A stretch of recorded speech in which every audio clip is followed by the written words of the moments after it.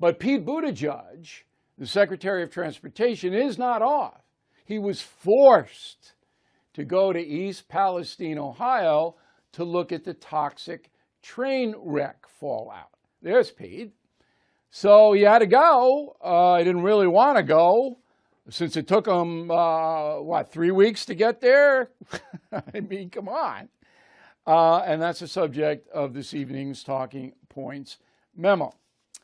You know, this is about politics, certainly, because Trump went yesterday, and I'm going to bring that in. It is about politics, let's be honest.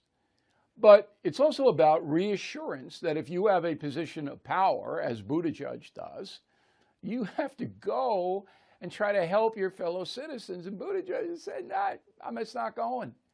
Now, once Trump announced that he was going to visit Ohio and go to the town, and he brought water and he bought everybody McDonald's, whatever he did, that put pressure on the Biden administration, so they ordered Buttigieg to go when they should have ordered Buttigieg to go 3 weeks ago. Okay, but they didn't because Biden, he's not engaged. So anyway, Trump shows up yesterday, and that was an interesting media thing I'll get to in a moment.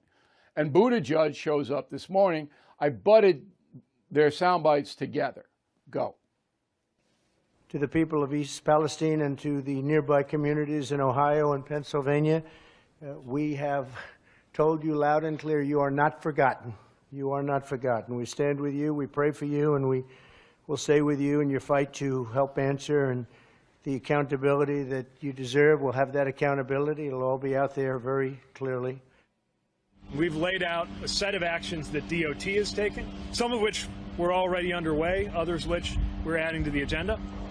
A set of things that the railroad industry needs to do, including better informing communities when hazmat is coming to them, something I've talked to the governor about and strongly agree with him on, and including steps to take care of their workers and their system, and things that we need Congress in order to work on. But what about the folks, Pete? What are you doing for them? You going to bring FEMA in? Are they going to get money to relocate? What are you doing? Are you testing? Are you going to bring the environmental people in to see what the possible danger may be? This is all bureaucratic blather, all right? And Trump was all right. I mean, Trump doesn't have any power anymore to do anything. Now, here's the interesting part. When Trump gave his speech live, CNN, MSNBC, and Fox News didn't cover it.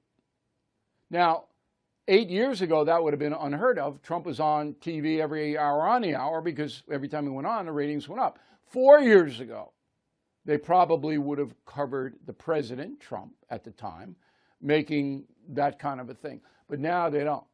And it's particularly interesting that FNC, which made a fortune from Donald Trump, they didn't cover his live remarks. Now, they all reported on it later, and it's all right.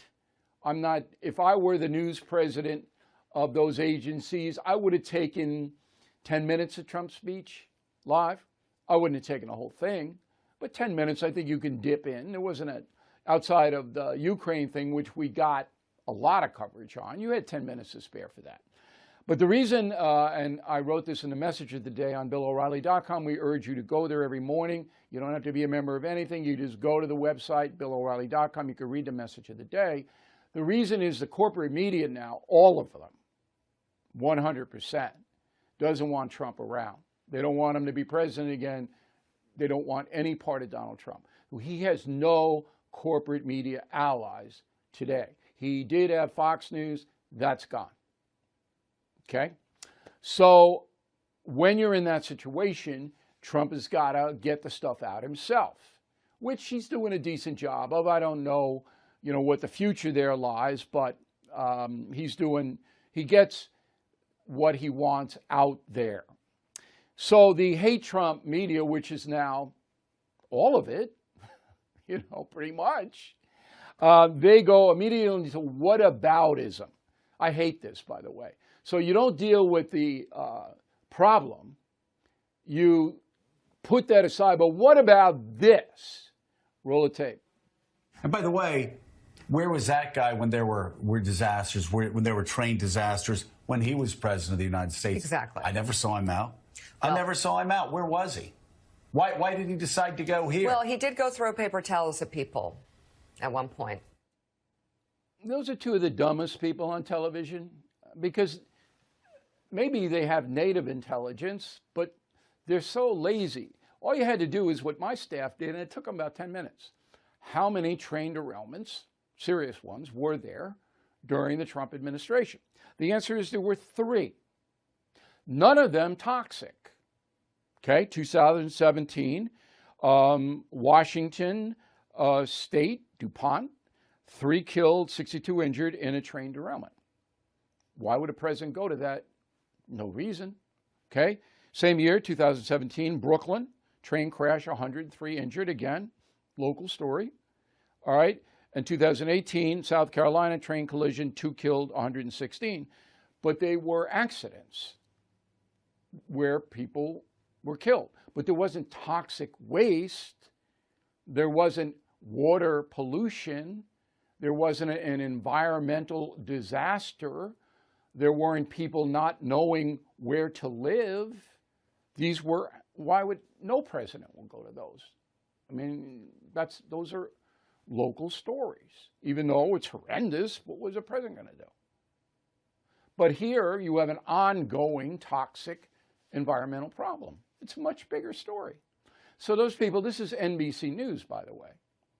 So NBC News basically sets up a satellite news operation, MSNBC, which doesn't care about anything other than bashing Republicans and conservatives. That's what they're in business to do. They have no other agenda, no other purpose.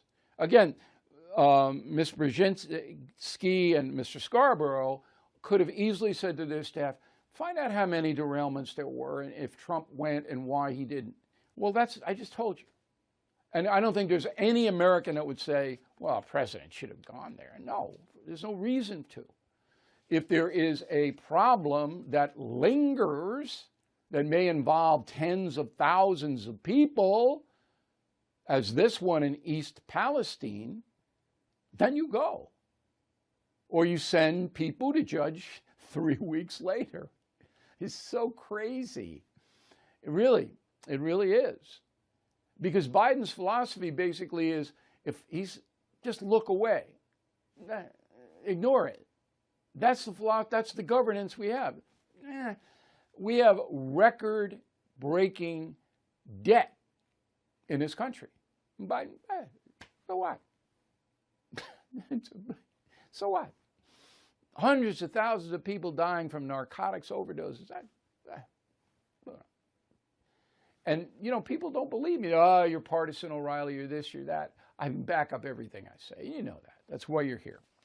Okay, so Buttigieg goes. He gives a bureaucratic speech. He didn't show any empathy for the people in Ohio affected by this.